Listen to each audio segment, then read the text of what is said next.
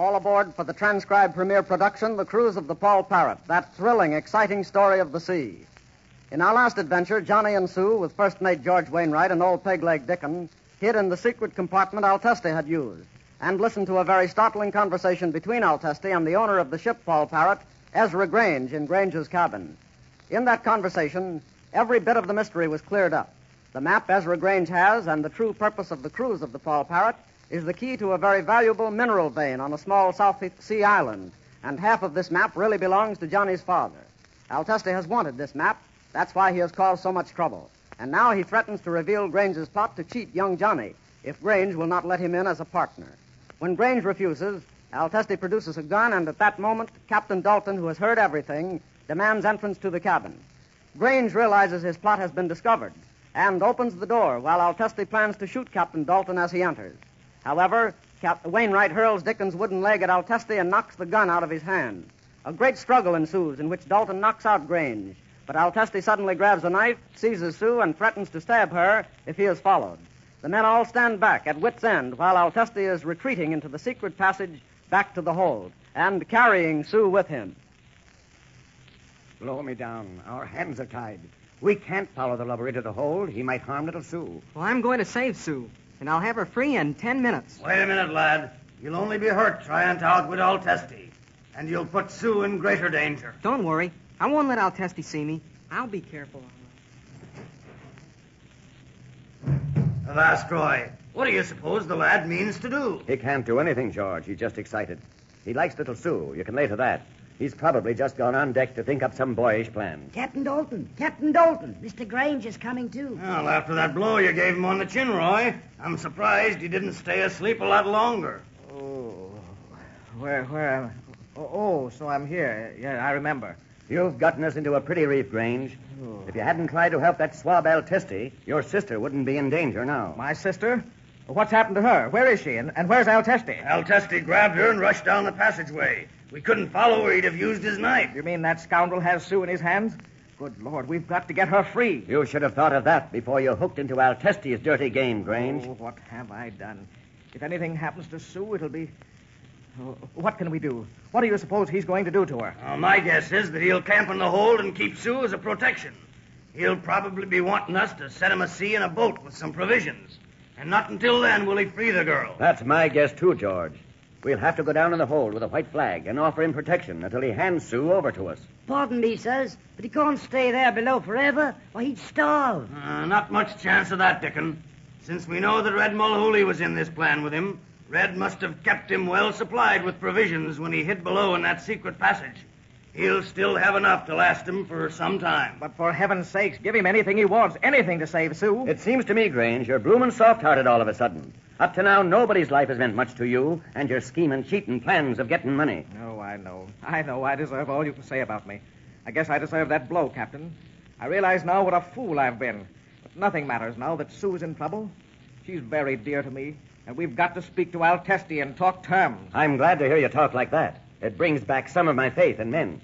But you're right. We're wasting words up here. We've got to get below and talk to that Spaniard. We've got to do what he says to get Sue back. And batten down my hatch, it's a sorry thing to me to have to do what that swab says. Avast, then. Come along with us, Dickon. You've been a great help to us up to now. Hold on just a second till I lash on me peg leg, sir. It's still lying where it fell when you heaved it at Alteste. Go ahead, Dickon. We'll go in advance.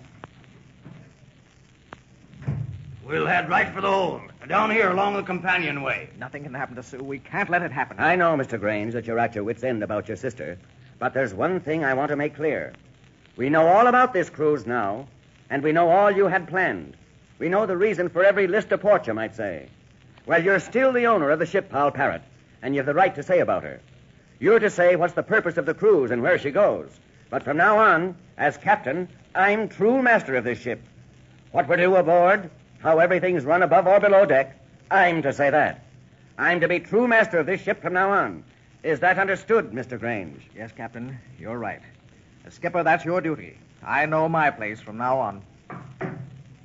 Well, sirs, I wish to be alone. Come ahead, Dickon. Here's the hatch to the hold. Down we go. I'd say, Captain, that you'd better let the swab know that you're here and that you've come peaceable. Or he's apt to think that you're sneaking up on him, and he might even harm Miss Sue. You're right, Dickon. Avast there, Altesti. This is Captain Dalton speaking peaceable. We're here to talk terms with you. There's no answer. Do you think he's in the hold? Maybe he stayed back in the secret passageway. Oh, good Lord, I hope nothing's happened to Sue. It isn't likely he's in the passage. My guess is that he's hemmed himself in someplace among these empty whale oil casks. Blow me down, I believe you're right, Captain. Look over to the starboard ceiling. Do you see how those casks are stacked around in a circle and very high? They were never stowed down here like that. Scuttle the lubber ship. Ram him amidships. Stow that, you slab-sided animal. You're in a bad enough squall as it is. Ahoy there, Altesti. We're here on a peaceful mission. Will you talk terms with us? Come forward to this group of casks. We have built a fortress here, so do not try any tricks. He said we built a fortress, Captain. Who else does he mean by we? Shiver me timbers, sir. Look, the irons there, where you had Red Mulhooley chained up. They're empty. So that's it. He's freed Mulhooley, and they're both back of those casks. Is Mulhooley back there with you? Of course, we work together. Capitan, you and Senor Grange approach the casks. The others must stand 10 paces behind you. And don't try any tricks. Go ahead, Captain. We'll stand back. All right. But how do we know you won't heave that knife at us? You are a fool, Capitan. If I threw a knife at you, how could I harm the girl I am holding as hostage? That sounds reasonable.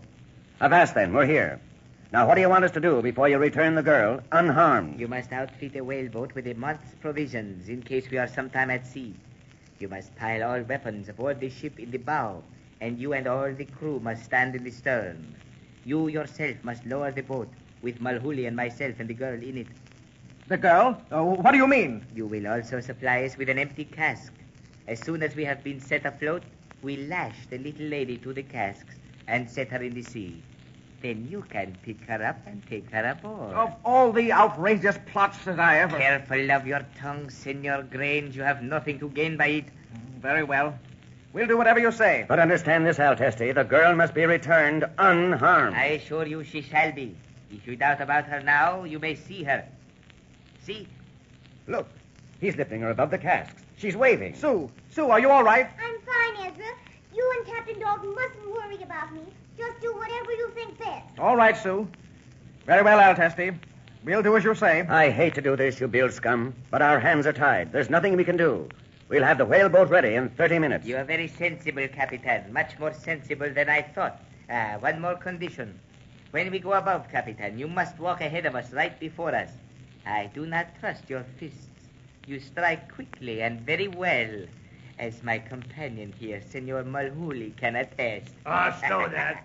I'll get even with him for that someday. Aye, Mulhooley. I look forward to a pleasant scene when we meet again. Be sure, Senor Capitan, that the whaleboat you prepare for us is equipped with canvas, properly trimmed.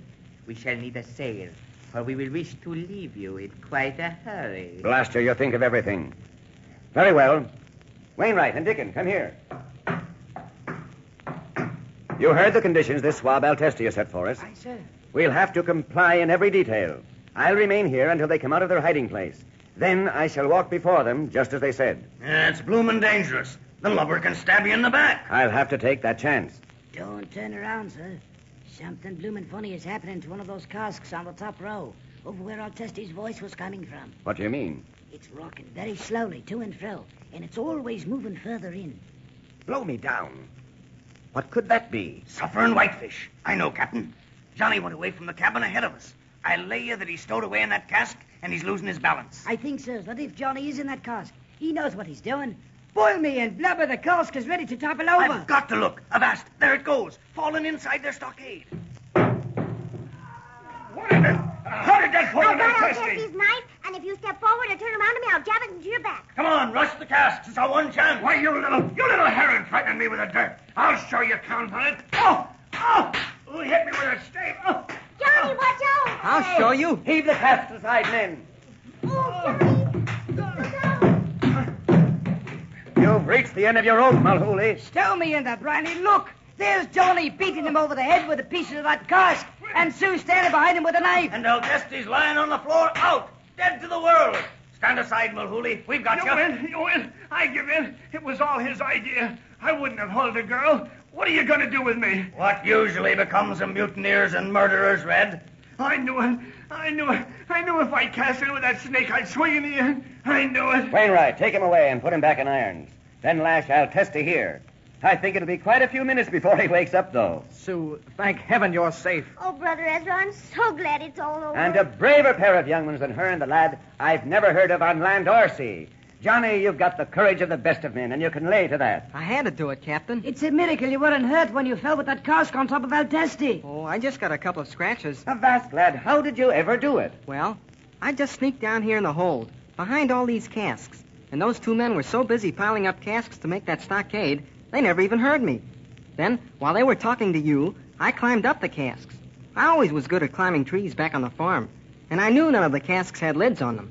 So I crawled in that one right over Altesti and watched my chance to rock it and make it fall on him. You've saved my sister, lad, and helped get these blackguards. Yes, Mr. Grange, and just what do you propose to do about it? I've been a money-grabbing fool, Captain. I suppose it always works out this way when you try to cheat. Well, I know when I'm wrong.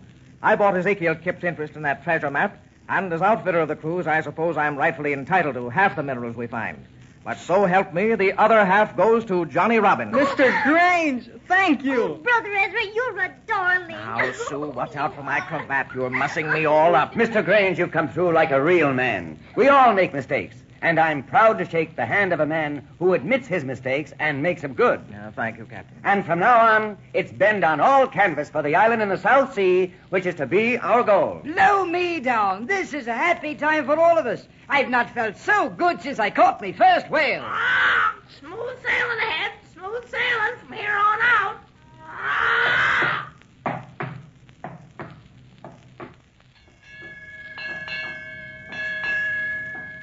And so, thus ends our story of the cruise of the Paul Parrot.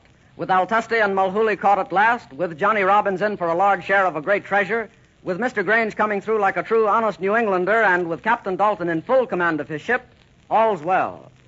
For from this moment on, we know that no ship ever sailed the sea on a happier journey than this, the cruise of the Paul Parrot. Your Paul Parrot announcer is Dave Ward.